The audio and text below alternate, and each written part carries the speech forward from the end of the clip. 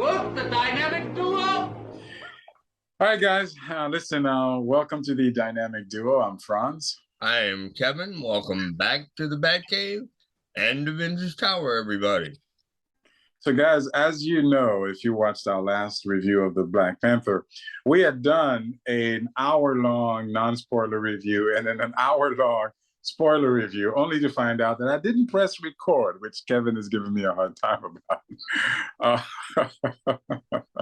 So we're back. We're back doing the spoiler review. So, spoiler alert, if you do not want spoilers, which you should not, like if you haven't seen this movie, do not watch this because the surprises are worth the wait. But this is the spoiler review, and it's great because we're doing the spoiler review after having seen the movie a second time. We went back to see it again last night, Kevin. So let me ask you this. What is your spoiler review? What are your spoiler thoughts for the Black Panther Wakanda Forever? Let me start out by saying, originally, when we'd seen the movie on opening night, you and I were comparing notes along with Daryl Nash, and basically you had said that the movie was perfect in your eyes, and I didn't quite agree. And I have to admit that because of the second viewing on Sunday night, my opinion has changed, and it's changed drastically. The movie is just about perfect to me, with the exception of a few small nitpicking aesthetics. The movie is honestly perfect, or as close to perfect as I feel that this type of film can get. The performances are first rate. There's not really a weak performance in any of this. As it's been stated repeatedly, by you, by myself, and by a number of people in the media and across the internet already, folks are anticipating that Angela Bassett will receive a Best Supporting Actress nomination, at least for the Oscars for the coming year. Hopefully she does, because it will be well deserved. But at the same time, everybody else pulls their weight and presents the audience with the best that they can give them. As a comic book movie, this thing hits 9 home runs, 10 home runs. The writers adapted a story from the original Fantastic Four days that fits. They barely miss a beat with any of it. Ryan Coogler and the creative staff that he had, they hit home runs. And without droning on about it, I will say this much on behalf of Mr. Coogler. Ryan and the crew had a Herculean task in front of them, because they had to deal with the passing of their friend and colleague, Chadwick Boseman. And I'm not saying it as a gushing point based on Chadwick. It's a very difficult thing when you build a relationship with someone the way that these people did with Chadwick, and then you're told or you're asked by a studio lead, can you do it again? Can you come back? Yes, other actors throughout the history of Hollywood have passed away, and that, of course, will continue to be the case. Chadwick Boseman was a phenomenal talent. But what was in front of Ryan and all the people he had to work with was that they had to figure out a way to revitalize this franchise and give the audience an entertainment to make them want to pay for a movie ticket. And ladies and gentlemen, they did it even though Chad is not physically there. Well, my friend, as always, it seems I couldn't agree with you more. To me, this movie was, in fact, a masterpiece, and it was a masterpiece on several different levels, not the least of which being what you ended with, which is to say that Ryan Coogler had a Herculean task ahead of him. The thing about Chadwick Boseman is that there are two levels of that passing. There's the passing of the actor, who means a lot to us. Because remember something about Chadwick Boseman, it's not just that he was a great actor, which he was, and so a special talent. And anytime a special talent passes, whether it's a musician or an actor or a painter, it's significant to us as a society because, hey, someone special passed. But it wasn't just that he was a special talent. It was that he was an African American special talent, which resonates on a different scale because there are plenty of African American special talents. Not many get the opportunity to portray their craft on the level that he does. But in addition to that, he was representing a character that had specific significance to comic books in general and to this community, the African American Black community in particular. And that character also passes. So Ryan Coogler not only lost his star, but he lost his prime character. Mm-hmm. He lost his prime character. He no longer had the Black Panther to deal with. And so how do you come up with an interesting movie without the lead? And that's what Ryan Coogler did. Through the writing, through the directing, through the performances, through the delivery of the actions, he gave us a perfect movie. Perfect movie, why and how? Well, let's break down the components of what makes a movie great. You've got the writing. The writing of the story was brilliantly done. The nuances of how the conflict was raised it doesn't get any better.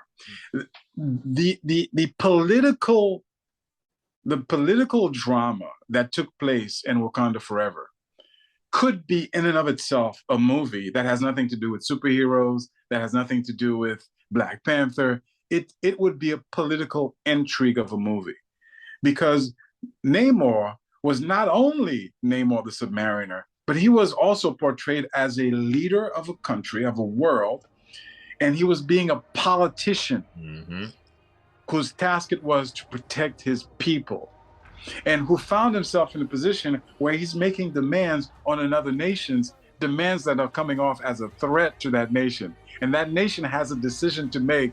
How do I handle this? Do I risk my people? Do I risk going to war? And the dilemma that script created was simply brilliant, absolutely brilliant. The fact that not only did the script incorporate this political drama, but it also incorporated the superheroic action delivery. In other words, it's Braveheart on steroids. It's Braveheart with superpowers. That's how good the script was to me. The drama, the emotions that it brought out, that it demanded from its actors, which brings the point that the actors were able to deliver this monumental task that the script was asking. Angela Bassett brought it. She brought it. She brought it. And you know what? She wasn't the only one. She wasn't the only one. Shuri, Letitia Wright, brought it. Her performance was multi-layered, my friend. It was multi-layered, and it was real, and it was good. And if you compare Shuri from Wakanda Forever to the Black Panther movie, it's two different characters, and it's the same person, but it's by the time we get to Wakanda Forever, this character has grown. This character has gone through some stuff. This character is no longer the jokey person that she was. This is a character that has grown. And Letitia Wright portrayed that brilliantly. So you've got great script, you've got great performances, you've got great directing because the scenes were portrayed in a beautiful way. My God, it takes a talent. People take it for granted sometimes, but directing is a particular talent, and not everyone is good at it. The ability to deliver a scene is key, and Ryan Coogler delivered every single second of that movie was brilliantly delivered, masterfully delivered. Again, what I love about it is that contrast between drama and action, and he was able to bring it. The score was in and of itself something. The score was something. The costume design, was it Ruth Carter? Was something. So, on every level, this movie was brilliantly delivered without an ounce of ability to have any kind of criticism to it. But more than that, because sometimes you have all that, and the movie is not that, it's not that great. You know what I mean? Like, foreign movies are famous for that. Great performance, great script, great writing. And then you're like, what was that about? This movie was entertaining. It captured my attention. It blew my mind. It had me on the edge of my seat. It made me want to cheer. It made me want to cry. It made me want to get up and join the fight too. This movie was awesome. And last but not least, from a personal point of view, seeing the superhero genre delivered, because a lot of times what gets sacrificed when these things happen is the superhero genre. Seeing Namor being Namor, seeing the wings on his feet, seeing listen, this is a genius. 2 thumbs up, way up as far as I'm concerned. 2 thumbs up, way up. It's I really, really, really agree with you, and I do. We talked about this movie again for almost 45 minutes to an hour last night after saying it. You know how long you, myself, and Daryl talked about it on Friday, okay? This film, and you had mentioned this on Friday evening, this film has set the bar so high with Marvel, with a level of storytelling, cinematically and beyond, whether you're talking about even TV. This film has changed things. Okay? You were wondering within yourself, is this the new standard? If it's not, it should be. And I'm not just talking about the standard for Marvel. I'm saying, period, for DC, for Marvel, for anybody that may want to do something through Dark Horse. This is it. Okay? This is truly it. It's the way that everything, as Franz has already stated, is laid out.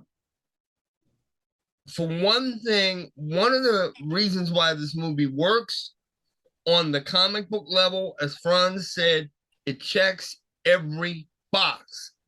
They're all there. And the other half of why this film works, there's a personal touch to it. And that personal touch drags you in. You're there. You're part of the story. You're immersed in it. You're engaged with the characters. If I may, without droning on, I have heard, seen, and read a lot of material relating to other people reacting to this movie. And there are some people out there that are hating on it, they're banging it around, and the movie is being talked about in a very negative way. And I am not saying this because I myself am Black. But I think what is bothering some people, and I'm going to go ahead and say it, is that a movie that centers around a series of basically Black actors through a Black director has done more and presented itself better, stronger, and yeah, I'm going to go ahead and get corny, faster than, let's say, a Thor Love and Thunder or a Thor Ragnarok. I think that bothers people because of where it's coming from. They don't understand it. They're not willing to understand it. And in a lot of ways, I think people walked into the theater and they were already expecting a bad product, and they started pulling the movie apart before the credits rolled. My thing is, stop doing that. The world at large needs to stop doing that. Go see this movie because it's a good product. Go see this movie because it's an entertainment. At the end of the day, you may legitimately not like it.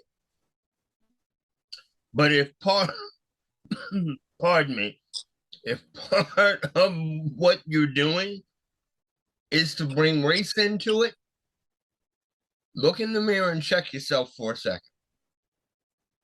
Because generally that doesn't happen when you've got your white characters going on. Go see the movie for the sake of seeing the movie. That's all I can say. So you bring up some very, very heavy points and some very real points.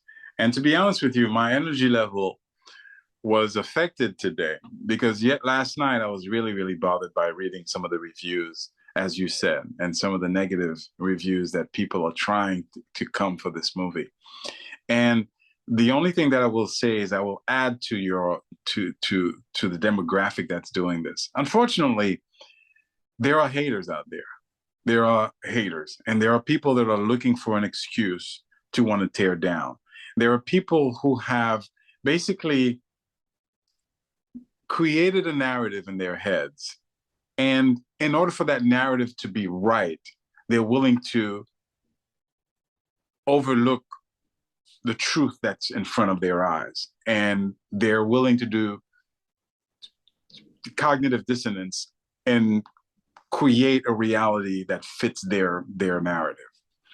Unfortunately, there are many different levels and different types of people who are doing that with respect to this movie. It isn't just white racist people who don't want a black cast. I've seen reviews from black people who are coming from for this movie. Me too.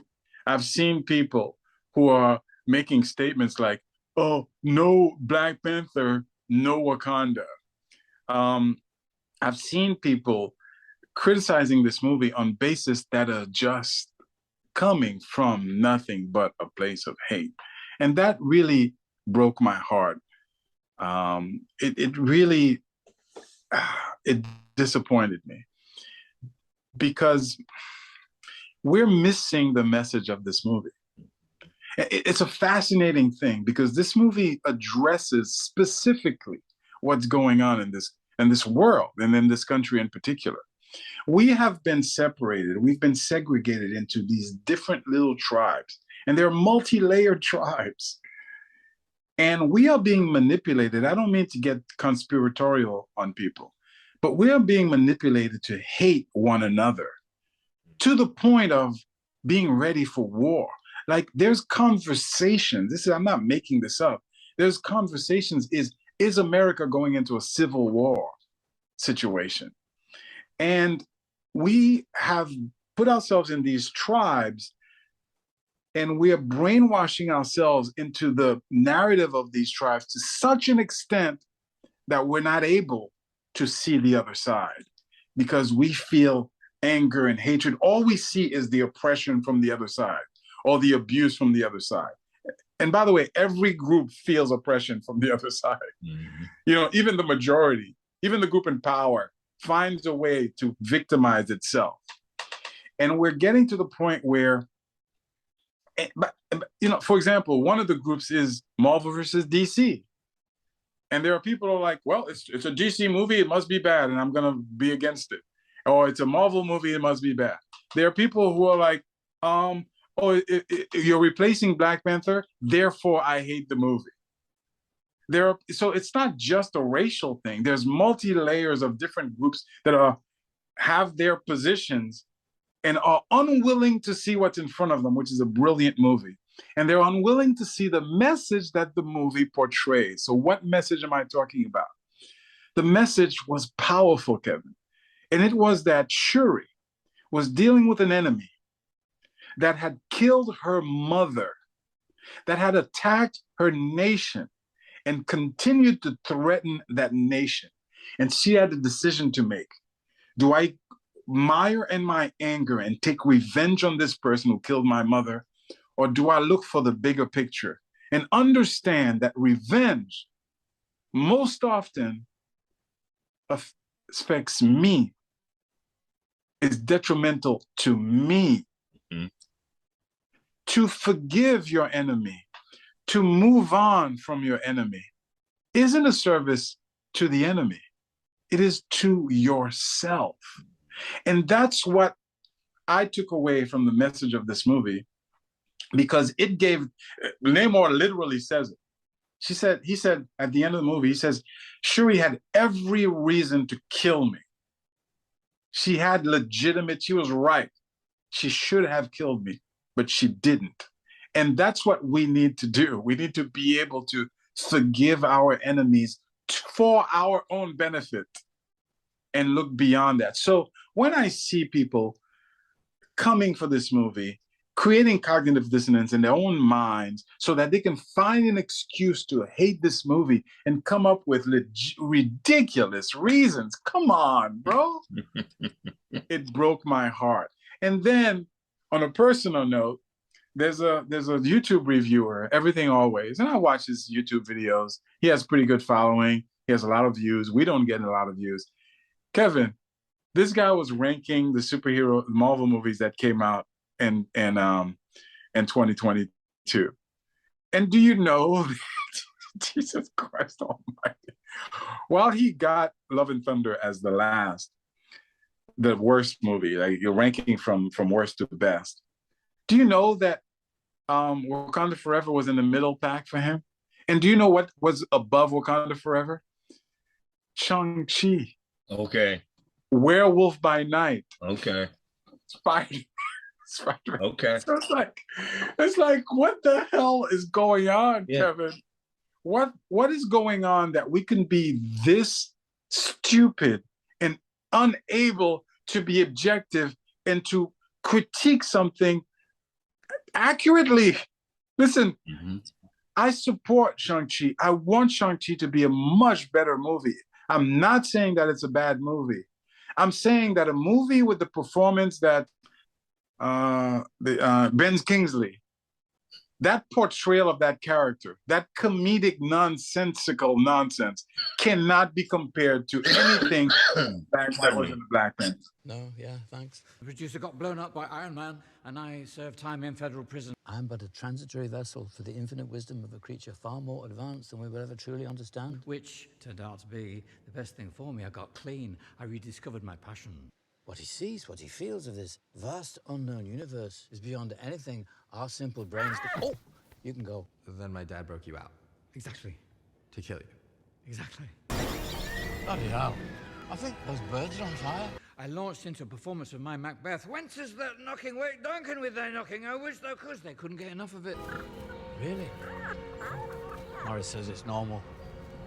They're old mates of his. So you're like his jester? I can give you a quick preview if you like. Nuncle, nuncle, nuncle. I figure we got about 30 seconds until... Do you mind? I get sick in the back. Car sick. What the hell? Oh, the front. Oh! What is that? What is that? Oh! Who? What's what? That! What is that? Morris says hard right on 3. What? 2. Hard right where? Where's his face?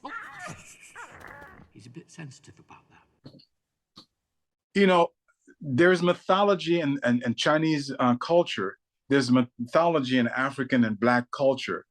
The way those mythologies were handled in the two movies is so drastically different. One is taken as almost as a joke. The other one is taken seriously. I would want Shang-Chi to deliver a great movie. And last thing I'm going to say, I'm sorry to go on so much, is a point that you brought up further. In terms of standard, this is what I've always said, and this is what we, Kevin, have always said. When we critique movies, we create a standard. When we critique Thor Ragnarok, for example, and people are like, well, no, it's actually pretty good because it wasn't so bad. And we're like, no, increase your standard. And this is what a Thor movie should have been like. Every aspect of that's in Wakanda Forever, the political intrigue, the battle scenes, the drama between the Oedipal complex, and all of that is within Thor. It's within Thor. So can you imagine if we had a Thor delivered in the same way that we had the Wakanda Forever delivered? Those are the standards that we need to be met. It isn't to say that every Marvel movie or superhero movie should have the complexity that's in Wakanda Forever. It is to say it should have the same level of care, the same level of passion, the same level of respect for the audience. Don't give me little butt creatures. Don't give me little cutesy little jokes. Don't give me, any of that nonsense. Deliver a product that you can be proud of, deliver the performance that you can be proud of, and let's go from there without sacrificing the genre. I know I've said a lot. I don't know if it made any sense whatsoever, but yeah, I am perplexed by what's happening as well and dismayed by it. Not to keep kicking this horse, but again, I agree with you. I truly agree with you. And in terms of the entertainment factor, I couldn't have said it better myself. That is what's going on, and it's a shame that people allowing themselves to be manipulated like this and this badly, because most of these twisted thoughts, they're coming from our entertainment. Yeah. Whether it's the movies, the music, or even the books that we read. Yeah. People need to learn to think and draw their own opinions from themselves, not from 9 other friends, and not from the news media at large. Yeah, not from the internet. Right. This is one of the reasons why Franz and I are saying, if you're a comic book fan, go enjoy the movie. Even if you're not, give the movie a look.